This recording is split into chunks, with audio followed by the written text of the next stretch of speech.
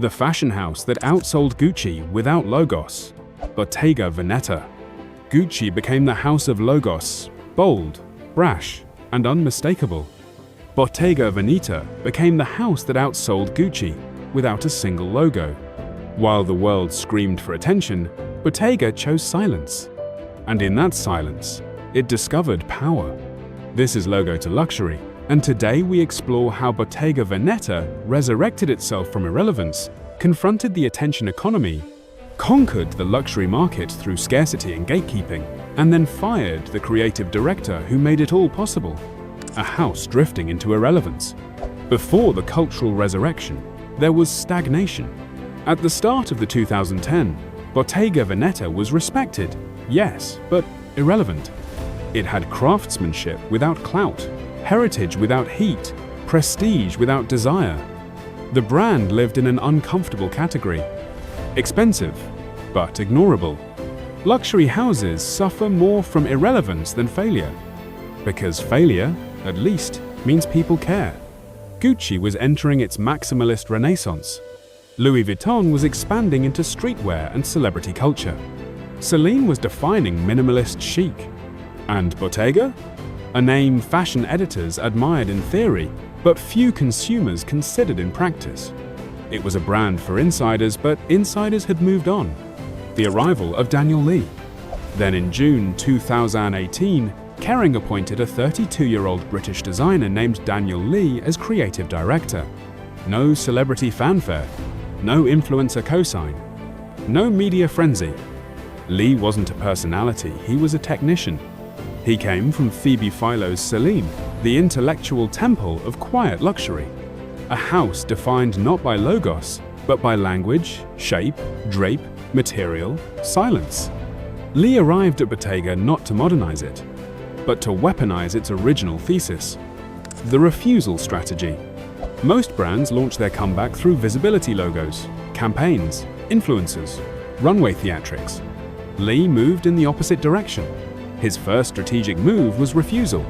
No logos, no monograms, no hardware shouting brand identity, no exterior branding at all. This wasn't minimalism. Minimalism is aesthetic. This was gatekeeping. Gatekeeping is strategy. Lee understood a truth the newly rich often don't. Logos communicate to strangers. Craft communicates to peers. When you want the world to know who you are, you choose logos. When you only need the right people to know, you choose silence. The products that spoke without speaking. Then came the product wave.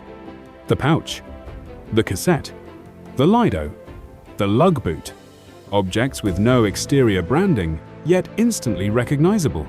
Lee amplified Bottega's intrecciato weave, the woven leather technique the house had quietly perfected for decades. The weave became the monogram. The silhouette became the signature. Recognition became insider currency. Bottega was no longer selling leather goods. It was selling language. The numbers shift. Within a single year, the shift was undeniable.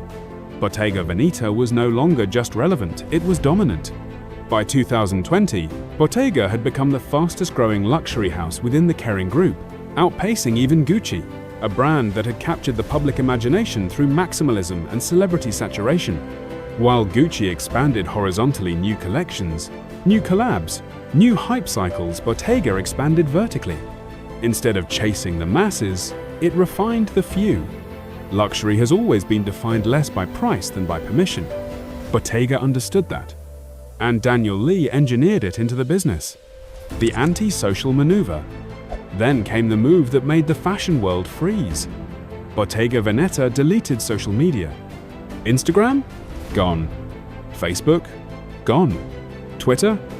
Gone. In 2021, visibility was currency. Influence was power. Every brand fought for attention as if attention was oxygen. And Bottega Veneta simply stopped breathing. Fashion journalists called it confusing. Marketers called it reckless. Influencers called it arrogant. They were all correct. The move was not about marketing. It was about positioning. Bottega's thesis was simple.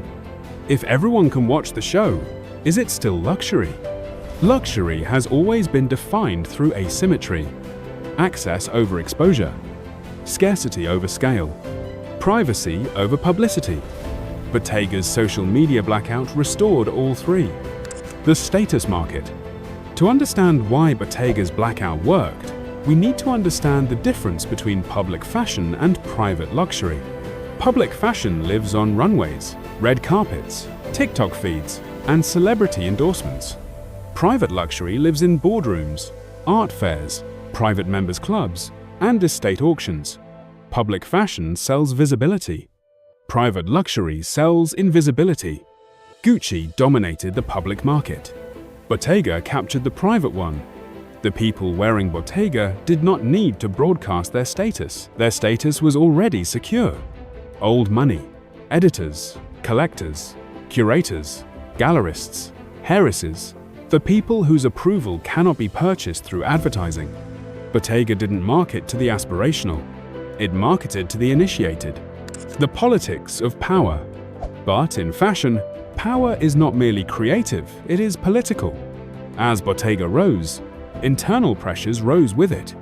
Growth invites attention. Attention invites scrutiny. Scrutiny invites conflict.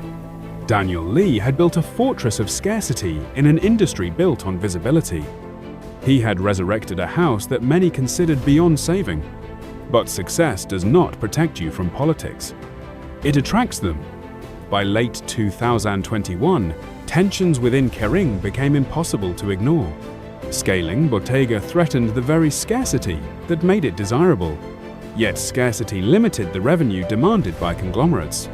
It was a paradox at the heart of modern luxury. Corporations want infinite growth. Luxury requires finite access. The two forces collided. The fall of the architect. In November 2021, at the peak of his success, Daniel Lee was gone. No scandal, no spectacle, no public justification. Just a press release announcing a mutual departure. Fashion insiders were stunned. Observers speculated. Analysts debated. Had he been too difficult? Too uncompromising? Too effective? No answers were given because in luxury, silence is often the point. Lee had resurrected Bottega.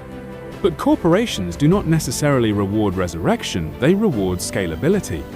And scalability was the one thing Lee refused.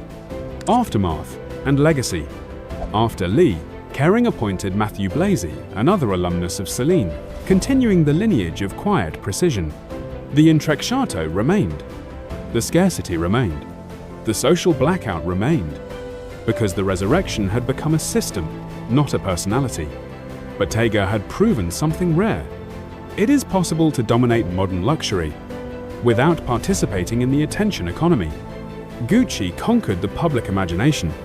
Bottega conquered the private world. Logos are for those who need to be seen. Silence is for those who already are. Bottega didn't just outsell Gucci, it outpositioned it.